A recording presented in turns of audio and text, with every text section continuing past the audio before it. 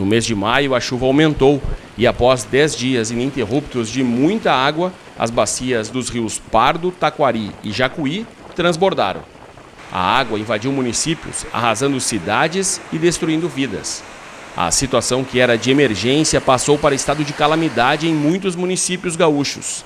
E para conseguir ampliar a cobertura da pior tragédia climática do Rio Grande do Sul, a Unisc TV passou a transmitir ao vivo no YouTube, Facebook, Instagram e canal 15 da NET o Plantão Unisc TV. Um programa com muita informação, entrevistas e atualizações da situação caótica que atingiu diversas regiões do estado. Muito bom estar aqui, parabéns pela programação. Acho que as informações verdadeiras, informações corretas é o que a gente consegue, né, passar e contribuir. A nossa preocupação é de contribuir enquanto uma universidade comprometida com as comunidades onde atuamos e que, de fato, as informações sejam corretas, porque nós começamos a perceber que tem algumas questões que circulam nos grupos, nas redes sociais, que não são verdadeiras. E então, acho que vocês tiveram uma excelente iniciativa. Acho que se a gente tem condições de informar realmente o que está acontecendo, o que é necessário, o que fazer e onde fazer, nós temos aqui um baita canal. Ainda durante o mês de maio, o programa Plantão Unisc TV foi diário. Recebemos especialistas, voluntários e autoridades. A universidade foi um espaço importante para as ações de ajuda às vítimas da enchente. Tanto que o gabinete de crise do vice-governador do estado foi instalado na instituição, assim como o Centro Regional de Doações para o Vale do Rio Pardo, montado no ginásio pedagógico da Unisc. O campo de futebol da universidade serviu de base para os helicópteros que realizaram as operações aéreas. Chama de suporte humanitário, essa é a fase 2 da tragédia. Na primeira é salvar as pessoas, 2 é alcançar suporte humanitário para comunidades isoladas, né? E vão iniciar hoje a fase 3, que é já tudo paralelamente, né? Não termina uma e começa outra, as coisas andam juntos, que é a reconstrução propriamente dita. A primeira reunião hoje será logo em seguida aqui na Unisc, com os prefeitos da região, com a Defesa Civil Federal, que está aqui, né, em Santa Cruz do Sul, e também com os agentes da Defesa Civil do Estado, para poder orientar os municípios a acessar os recursos federais e estaduais, em especial os federais, né, que são mais disponíveis e robustos, né? Um dos primeiros convidados do programa foi o geólogo e ex-prefeito de Santa Cruz do Sul, José Alberto Wenzel. Ele falou sobre as transformações climáticas e da preocupação com a preservação do cinturão verde no município. Está detectado ali no Belvedere, ali existe movimentação de massa e os fraturamentos eles são perpendiculares aos esforços. Então tem uma drenagem ali. Se simplesmente fosse um movimento de drenagem, tipo assim, na beira do arroio começa a desbarranquear e vai caindo assim, aí forma aquelas linhas paralelas ao fluxo. Mas essas aí não, elas estão justamente transversais ao fluxo. Isso mostra uma resistência, uma mobilização de massa. Então, agora, até que ponto ela tem a força, tem o porte para poder provocar um grande deslizamento, pequenas fraturas, que ali tem muro rachado, ali tem estruturas, tem casas já com problemas de rachaduras. Até que ponto isso evolui? Isso é muito difícil de avaliar.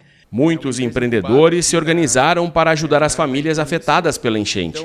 Aqui na região surgiram projetos inovadores, grande parte deles ligados ao Tecnonisc. O que vocês esperam com a plataforma a partir de agora? Ela ganha, porque com a utilização dela, ela ganha um novo status, né? Porque ela passou, a validação dela foi na prática aqui com uma catástrofe a maior do estado.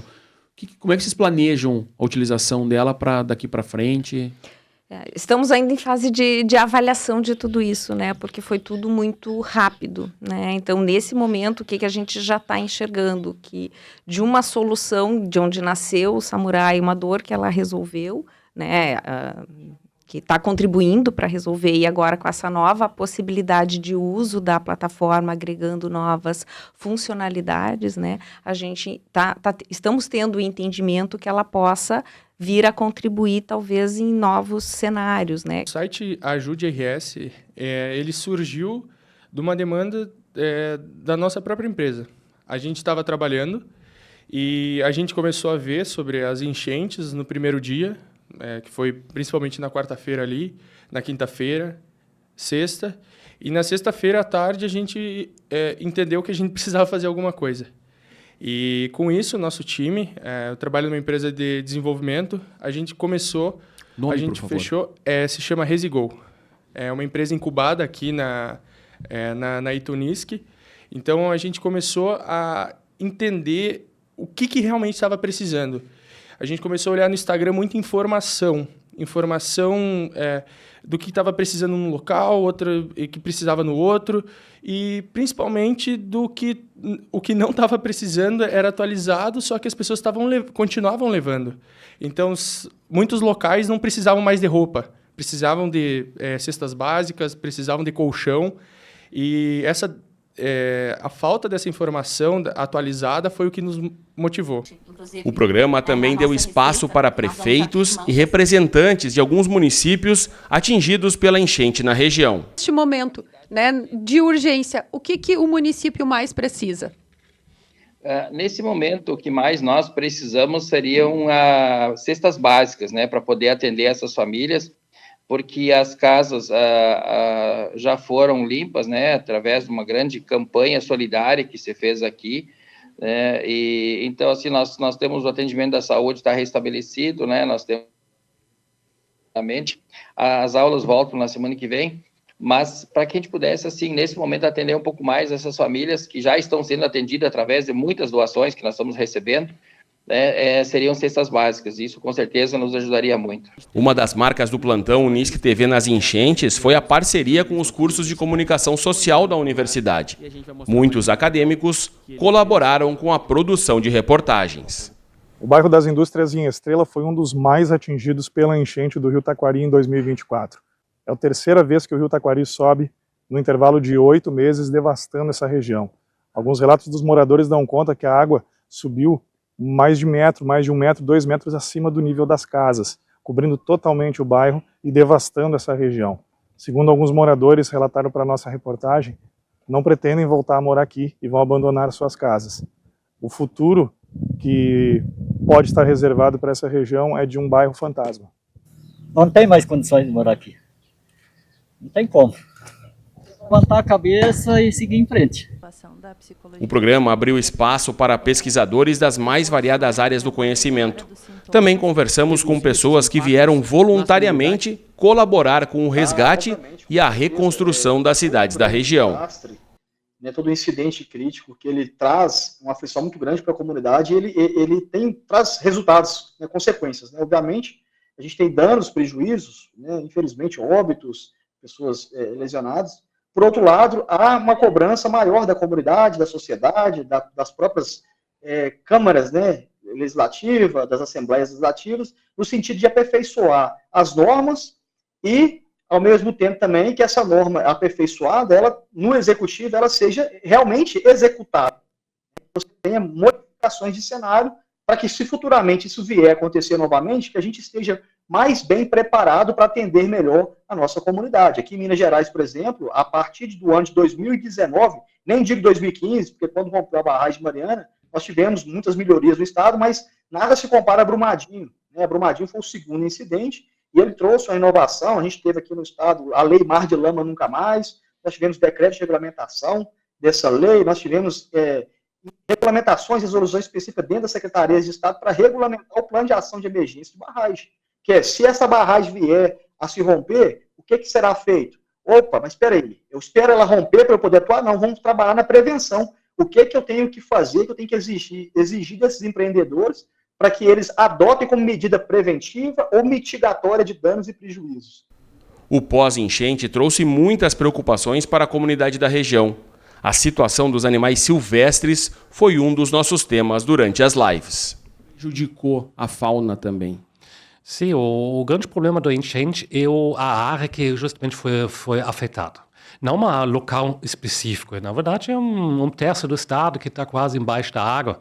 Então, o que nós temos então grandes áreas que foram afetadas e onde os animais silvestres ou eles conseguiram fugir ou eles simplesmente morreram. Então, nós temos animais que comumente se conhecem de casa, gambá, porco-espinho, graxaim, ou seja, todos eles são possíveis para fugir, mas fugir limitado pelo espaço. Então, primeiro fomos para um lugar mais seco, este seco foi justamente também pela enchente afetado, muitos morreram, ou muitos justamente tentaram fugir e se encontram também próximo às pessoas, porque as pessoas ocupam o mesmo espaço justamente deles. E para o futuro isso vai até virar um problema maior, porque muitos animais realmente morreram. Nós temos muitos cadáveres, então se fala muito hoje de cachorro, de gato, de cavalo, mas se pensa em todos os animais silvestres que também morreram justamente nessas partes, então, desses enchentes, então temos problema com os corpos quase mortos, porque eles não foram resgatados. Você se imagina que hoje já temos 300, 400, 500 cachorros e gatos que foram resgatados aqui na região. Então, imagina quantos animais silvestres nós tivéssemos a necessidade para ter capturados e trazidos para um lugar mais seco. A disparada no aumento dos casos de leptospirose no Rio Grande do Sul também foi assunto. Ao todo, foram mais de 500 casos confirmados e 25 mortes provocadas pela doença em todo o estado. O médico infectologista e professor da Unisc, Marcelo Carneiro, participou conosco. Na verdade, ficar numa água contaminada já aumenta o risco. E pode ser pele íntegra. Não precisa ter machucado. Mas vamos lá, gente. É só a gente olhar para as nossas mãos, que tem uma pelezinha saindo. Nas nossas pernas, a gente pode se machucar e não saber. Essa coisa que tu falaste antes de pegar móveis. Vamos ajudar a tirar os móveis. A gente pode se machucar. O móvel tá com alguma madeirinha solta, tudo mais. A gente pode ter pequenas fissuras na mão. E nesse negócio de ajudar, e vai machucando a mão. E quando vê, é isso, pode ser pele íntegra. É entrar na água e estar sob risco. Aqui na nossa região, a causa mais comum era o pessoal que tinha, por exemplo, ia pescar, ou até mesmo que vai esvaziar açude de peixe. Aquela coisa de tirar e esvaziar, só isso. Ele entrou dentro do açude para tirar o peixe e pegou leptospirose. Então, não teve enchente, não teve nada demais. Ou seja, a bactéria está no nosso solo. Ela está na água, ela faz parte, quer dizer, os animais, os roedores, isso para eles é normal.